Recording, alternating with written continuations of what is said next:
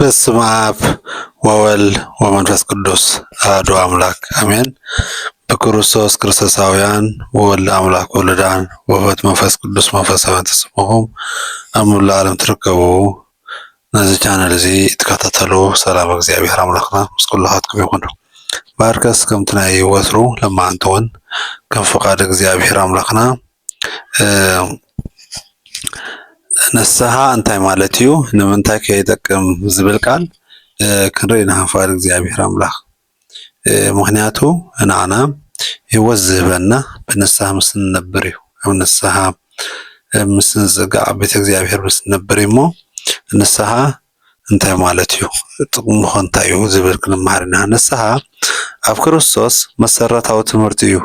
ሰብ ካብ ሓጢኣቱ ተመሊሱ ናብ ኣምላኽ ብምምላስ ህይወት ንፍቃድ ኣምላኽ ክቅይር ዝውስኖ መንፈሳዊ ለውጢ እዩ። ንስሓ ኣፍካ ይቅረ ምባል ጥራይ ኣይኮነን፣ ልቢ፣ ሓሳብ፣ ቃል፣ ግብሪ ክህልወካ ናይ ፅድቂ ክልወጥ እዩ ኢሉ። ምክንያቱ ሓሳብ እንታይ ብቃል ጥራይ ክኸውን ኣይኮነን ዘለዎ እንታይ ዳ ካብ ልብኻ ወፅዩ ተበጊሱ ነቲ ንስሓ ትንስሖ ንእግዚአብሔር ይቅረ ብንብዓት ክትብል ይግብአካ። ከም ማርያም መግደላዊት ከም ዝንሪኦ ዘለና ኣብ ሓጢኣት ዝነበረት እሞ ንክርስቶስ መፅያ ብንብዓት እግሩ ዝሓፀበት ጥዑም ሽታ ድማ ዝለኸየት ወይ ከዓ ዘፍሰሰትሉ ንክርስቶስ። ስለዚ ሓጢኣት ተኣሚና ናብ ክርስቶስ መፅያ ንስሓ ዝሓተት ከምኡ ንክንከውን እግዚአብሔር ፅውዐና። እግዚአብሔር ሰብ ክጠፍእ ኣይደልን እዩ፣ ኩሉ ናብ ንስሓ ክምለስ ይደሊ ማለት እዩ። እግዚአብሔር ብፍፁም ሰብ ክጠፍእ ኣይደልን። እንታይ ዳ ኩሉ ናብ ንስሓ ክምለስ ጎይታ ኩሉ ናይ ንስሓ ክበፅሕ እምበር ሓደ እኳ ክጠፍእ ኣይፈቅድን እዩ ማለት እዩ። ጎይታ ኩሉ ናብ ንስሓ ክመፅእ እምበር ሓደ እኳ ክጠፍእ እንታይ ኣይፈቅድን እዩ ማለት እዩ። ካልኣይ ጴጥሮስ ምዕራፍ 3:9 ማለት እዩ። ቀዳማይቲ ንሪኣ ንስሓ ሓጢኣት ምፍላጥ እዩ። ንስሓ ሓጢኣት ምፍላጥ እዩ። መጀመርያ ሰብ ሓጢኣቱ ከም ሓጢኣት ክፈልጥ ኣለዎ።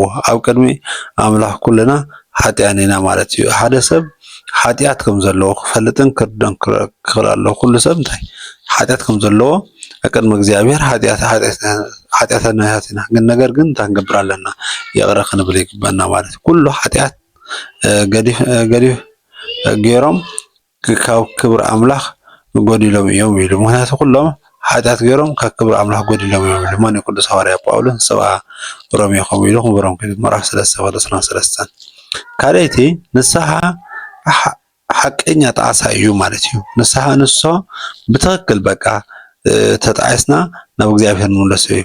ሓቀኛ ንስሓ እቲ ሓጢኣት ስለ ውፅኢት ጥራይ ምሕዛን ኣይኮነን፣ ንኣምላኽ ስለ ዝሕዘንካዮ ብልቢ ምጣዓስ የድሊ ማለት እዩ። ንኣምላኽ ስለ ዝሕዘንካዮ ንኣምላኽ ቅድሚ ኣምላኽ እንታይ ብልቢ ምጣዓስ የድሊ። እቲ ንኣምላኽ ዝበቅዕ ሓዘን ንስሓ የብፅሕ ማለት እዩ። እቲ ንኣምላኽ ዝበቅዕ ሓዘን ንስሓ የብፅሕ። እቲ ዝሓዘንካዮ ብልብኻ እንታይ እዩ? በቲ ዝገበርካዮ ሓጢኣት ተጣዒስካ ናብ መን የብፅሕ? ናብ ኣምላኽ የብፅሕ። ካልኣይ ቆሮንቶስ ምዕራፍ 7:10 መን ይኸም ኢሉ ቅዱስ ሐዋርያ ጳውሎስ ሕጂ እውን መልእኽቲ ንዓቶም ዝለኣኸሎም። ሳልሰይቲ ንስሓ ሓጢኣት ምእማን ማለት እዩ። ንስሓ ኣለኻ ሓጢኣት ከኣሚንካ ኢኻ ተንስሓ። ሓጢኣት ንኽሽፍን ዘይኮነ ብትሕትና ንኣምላኽ ክንኣምኖ ኣለና ማለት እዩ። ብትሕትና ንኣምላኽ ሓጢኣትካ ምሽፋን ዘይኮነ ብትሕትና ንኣምላኽ ክንኣምን ክንክእል ኣለና። ተነሱ መንግስተ ሰማያት ቀሪባ እያ ዝበለ ክርስቶስ ወንጌል ማቴዎስ ምዕራፍ 4:17 ክርስቶስ እንታይ ተነሱ መንግስተ ሰማያት ቀሪባ ኣላ እንዳበለ ዮሃንስ እውን እምቦልታ እንዳሃረመ ይጭድር ነበረ ኢሉ። ምክንያቱ ስለዚ ንስሓ የድልየና ማለት እዩ። ሓሙሸይቲ ንስሓ ፍረ ክህልዎ ኣለዎ። ፍረ ዘይብሉ እንተድላ ኮይኑ ንስሓ ምክንያቱ ብትክክል ትንስሓ ማለት ኣይኮንካ ዘለካ። ሓቀኛ ንስሓ ብግብሪ ይርአ። ሰብ ይፈልጥ፣ ይቅረ ይብል፣ ይፍቀር፣ ሓቂ ይዛረብ፣ ፅድቂ ከዓ ይገብር ኢሉ። ምክንያቱ እቲ ሓቀኛ ተነስሐ ብሰብ ይፍቀር ይብሉ፣ ይቅረ ይብል እውን حق يزارب صدق يقبر مالتي صدق يقبر صدق زقبره نسحة زبقة فرة قبريلو مهناتو من يزيك ماتيوس وانجل مرaf 38 ክርስቶስ ተዛረበው صحفه مالتي ስለዚህ ንስሓ ዝበቅዕ ፍረ ግበሩ ፍረ ይኽልወና እንድሕር ደኣ ኮይኑ ንስሓ ንምንታይ ይጠቅም ከዓ ክንፈልጥ ከላለና ምክንያቱ ፍረ እንድሕር ክህልወና ኮይኑ ንስሓ ኃጢአትና ይቅረ ይባሃለልና ማለት እዩ ንስሓ እንታይ ማለት እንታይ ይጠቅመና ንዓናሲ ተነሲና እንታይ ይጠቅመና ኃጢአትና ይቅረ ይብለልና ምስ ኣምላኽ ዘሎ ርክብ ከዓ ይሕደስ ሰላም ልቢ ሓጎስ ንረክብ መንፈሳዊ ህይወት ይዓቢ ኣብ ፍቅሪ ትሕትና ንዓቢ ተስፋ ህይወት ዘለዓለም ከዓ ንረክብ ማለት እዩ ስለዚ እዞም ኩሎም ዘለው ካብ እግዚአብሔር ንረኽቦም እዮም ምክንያቱ ንስሓ ንዓና ዝጠቅሙና ማለት እዩ ጠቀምትና ዝኾኑ ኃጢአት ይቅረ ይባሃለልና እዩ ንዓና ጥቅምና ዘለዎ ንኣምላኽ ዘሎ ርክብ ከዓ ይሕደስ ማለት እዩ ምስ ኣምላኽ ርሒቅካ ዝነበርካ ምስ ቀረብካዮ ዝሕደሱ ማለት እዩ ሰላም ልቢ ሓጎስ ከዓ ንረክብ ምክንያቱ ሰላም ዘለዎ ለይቲ ሰላም ዘለዎ መዓልቲ እውን ብሓጎስ እውን ምስ እግዚአብሔር ከም ትራኸብ ዘለካ ስለዝኣመንካ ብሓጎስ ክትኣቱ ገዛኻ ክሰርሕ ከምኡውን ኣብዚ ኸትካዮ መገዲ ብሓጎስ ከዓ ንረክብ ማለት እዩ ካብ ኃጢአትና ከዓ ናብ ጽድቂ እንመላለስ ማለት እዩ ካብቲ ኃጢአት ዝነበርና እንታይ ናብ ጽድቂ ኣምላኽ እንመላለስ ናብ ቤተ እግዚአብሔር ኣምላኽ እንመላለስ ማለት እዩ ኣብ ፍቅሪ ትሕትና መንፈሳዊ ህይወት ይዓቢ ማለት መንፈሳዊ ህይወትና እዚ ዘይንፈልጦ ዝነበርና ቃል እግዚአብሔር ኣምላኽ ንምስትንታንን ቃል እግዚአብሔር ንምፍላጥን ቃል እግዚአብሔር ንምርዳን ቃል እግዚአብሔር ንምስተውዓልን ይኸውን ማለት እዩ ኣብ ፍቅሪ ትሕትና ከዓ ንዓቢ ማለት እዩ ብፍቅሪ ብትሕትና ምክንያቱ ሓደ ሰብሲ ኣብዚ ዓዲ ወይ ከዓ ኣብዚ ሕብራት ኤውሮጳታት እንድሕር ኮይኑ ቆልዓይ ዝኸብር እዩ ዝበሃል ኣባና ከዓኒ ብቱንሃትና ብናይ ቤተ ክርስቲያን ይኹን ከምኡውን በካይዳ ናይ ባህልና ዓብዩ ዝኸብር ኢና ንብል ስለዚ ዓብዩ ኮፍ ኢሉ ተጸኒዑ ቆልዓ ኮፍ ኢሉ ተጸኒዑ ተስዩ ተዓብዩ እንተዓብዩ ኮፍ ዘብሎ ማለት እዩ ስለዚ ቀዳምነት እንተዓብዩ ትህቦ እንተዓብዩ ተኽብሮ ኣብ ዓድና እዚ ናሃትና ባህልና ክጠፊ የብሉን እጁን ከምኡ ክጽል ከም ዘለዎ ምክንያቱ ንስኻ እንተኽቢርካዮ ንእሽተይ ኮይንካ ተኽቢርካዮ ዓይኒ ብርኪ ንዓኻ ይወሃበካ እቲ ናሃቱ ከምኡ ዝበፅሖ ዕድሚኡ ንስኻ እውን ከምኡ ትበፅሕ ዓቢ ዕብየት ትረክብ ንስኻ ከዓ ከማኻ ዝበሉ ከዓ የኽብሩካ ከምኦም ዝበሉ ንእሽተያት ንስኻ ምስ ዓበኻ ስለዝኾነ እዚ ክብርታት ይህሉ ማለት ተስፋ ህይወት ከዓ ዘለዓለማዊ ንረክብ ማለት እዩ ህይወትና ከዓ በቃ ዘለዓለማዊ ተስፋ ህይወት ንረክብ ምክንያቱ ብሰማይ ኮነ ብምድሪ ሓጎስ ተሓጒስና ነብር ማለት እዩ ኣብ ዕለታዊ ህይወትና ከዓ ንስሓ ከመይ ንነብሮ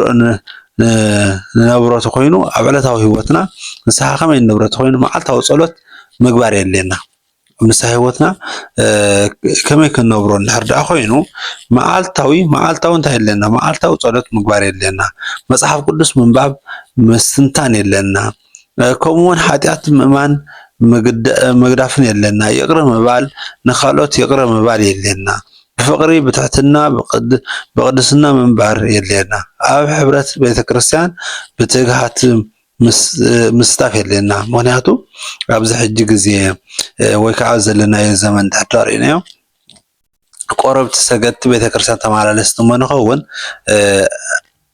ነገር ግን እዚ ቤተ ክርስቲያን እዚ ናይ መናፍቅ እዩ እዚ ቤተ ክርስቲያን እዚ ናይ ክሳዩ እዚ ቤተ ክርስቲያን እዚ ናይ እንታይ ሽሙ እንዳበልና ብፍላይ ኣብ ምእመናን ዘለና ሕማቅ ዘለና ከምኡ እንዳበልና እንዳተጻረፍና ንነብር ማለት እዩ ስለዚ ስለቲ ቤተ ክርስቲያን ከይጽናዕና ስለቲ ቤተ ክርስቲያን ከይፈለጥና ስለ ምስጢራት ቤተ ክርስቲያን ከይፈለጥና ወይ ከዓኒ ሕጊ ቤተ ክርስቲያን ከይተረዳእና ነገር ግን ብደገ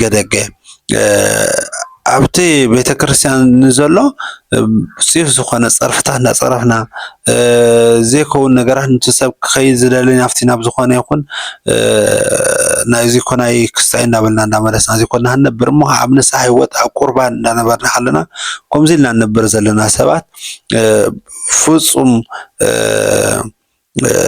እግዚአብሔር አምላኽና ምእንቲ ንዓና ከይቀፅዐና እንታይ ንገብር ክንፈልጥ ንክእል ኣለና። ምክንያቱ ኣነ ንስሓ ገይረ ተነሲሐ ምስ እግዚኣብሔር ቀሪበ ይቆርብ ኣለኹ ይሰግድ ኣለኹ ቤተክርስትያን ይመላለስ ኣለኹ እንዳበልና ከለና ነገር ግን ኣብ ምፅራፍ ቤተክርስትያናት ኣብ ምፅራፍ ካህናት ኣብ ምፅራፍ ጳጳሳት ኣብ ምፅራፍ ዲያቆናት ኣብ ምፅራፍ እንታ ቤተክርስትያን ነብር እንድሕር ሃሊና ካብዚ ክንጥንቀቕ ይግበአና። ምክንያቱ ኣብ ንስሓ ሂወት ኣይኮናን ዘለና ነብስናስ ኮፍ ኢልና ክነዘራርባ ክንክእል ኣለና ማለት እዩ። ስለዚ ካብዚ ክንጥንቀቕ ይግበአና ማለት እዩ። ብፍቅሪ ብትሕትና ብቅድስና ክንነብር ይግበአና ማለት እዩ። ከምኡውን ይቅረ ብምባሃል ንኻልኦት ይቅረ ብምባል የድልየና። ሓጢኣት ምእማን ሓጢኣት ንኣሚንና እውን መፅሓፍ ቅዱስ ምንባብ እውን መዓልታዊ ፀሎት እውን የድልየና ማለት እዩ። ንከምዚ ንከይንገብር ማለት እዩ። ስለዚ መወዳእታ ንሪኣ ሓይለ ቃል እንተደኣ ኮይና ንስሓ ኣምላኽ ንደቂ ሰባት ዝህቦም መንገዲ ምድሓን እዩ። ሓቀኛ ንስሓ ሰብ ልቡ ትምኒት ትሕትና ሂወት ይልወጥ። እቲ ብትክክል ዝንስሓ ሰብ ብፀጋ ኣምላኽ ሓድሽ ሂወት ይጅምር፣ ብሰላም ብተስፋ ይመላለስ እንበኣር ሓጢኣትኩም ምእንቲ ክድምሰልኩም ተነስሑ እሞ ተመላለሱ ኢሎም ሃዋርያት እሞ ግብረ ሃዋርያት ምዕራፍ 3:19 ናይ ግብረ ሃዋርያት ዝሰርሕዎ ሃዋርያት ዝገብርዎ ዝነበሩ እዩ ማለት ሃዋርያት ብግብሪ ዘርእይዎ ዝነበሩ እዩ እሞ እምበኣር ሓጢኣትኩም ምእንቲ ክድምሰሰልኩም ተነስሑ እሞ ተመላለሱ ናበይ ናብ ቤተ እግዚኣብሔር ተመላለሱ ኢልና እሞ ስለዚ ተነሲሕና ናብ ቤተ እግዚኣብሔር ኣምላኽ ከምቲ ዝበልናዮ ቀዲምና ብንስሓ ሂወት ትክክለኛ ንስሓ እንድሕር ኮይኑ ፀጋ ኣምላኽ ሓድነት ሂወት እንጅምር ብሰላም ከዓ ብተስፋ ክንመላለስ ይግበአና እሞ እግዚኣብሔር እዚ ክንገብር ብፀጋ ብቸርነት ብሓድነት ይደግፈና። ቅዱስ እግዚኣብሔር ኣምላኽና እምበኣር ስለሰማዕኹምኒ ናይ ኣዴና ቅድስተ ቅዱሳን ኣማላድነትን ናይ ቅዱሳት ተራድእነትን ኣይፈለኹም። ነዚ ቻነል እዚ ትከታተሉ ነዚ ቻነል እዚ ትሰምዑ ኣብ ኩሉ ኩርናዓት ዓለም እትርከቡ ነቶም ዘይሰምዕዎ ብዛዕባ ንስሓ ዝብል ቃል እንታይ ካብቲ ብዙሕ ብጭልፋ እሞ ክሰምዕዎ ሸር ንበለሎም ሓዋትና ቤተሰብና ኣረኽትና ከምቲ ኩሉ ግዜ ንብሎ እንድሕር ሃልዮም ይሰምዕዎ እሞ ኣብቲ መገዲ ፀጋም ዝነበሩ ናብ መገዲ የማን ተመሊሶም እምበኣር ከምዚ የሎ ኢሎም ፈሊጦም ምእንቲ ክርዱ ሸር ምባል ኣይንሕመቕ። ሰናዩ ሰላም እግዚአብሔር አምላክ ምስ ኩላትና ይኹን። ብኻልእ ክሳብ ንረኸብ ሰናይ ቀን